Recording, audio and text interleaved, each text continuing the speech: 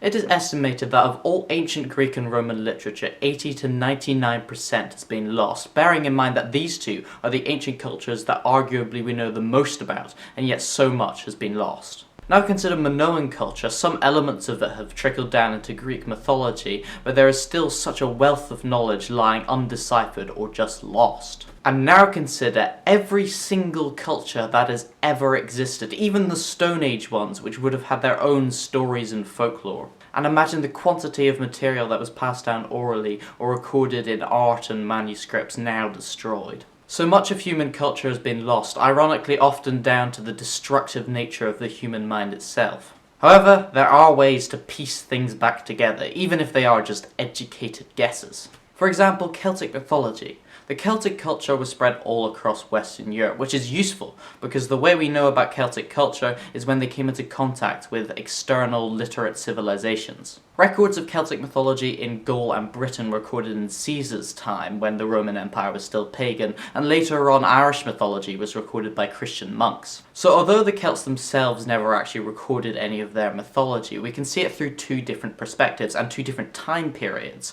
Roman pagan and later on Christian. For example, the story of the leprechaun. The leprechaun, as passed down orally, is a fallen angel, a sort of greedy fairy who repairs shoes and resents humans. The story of the leprechaun might end there, but through fragmented records we can piece together another different story.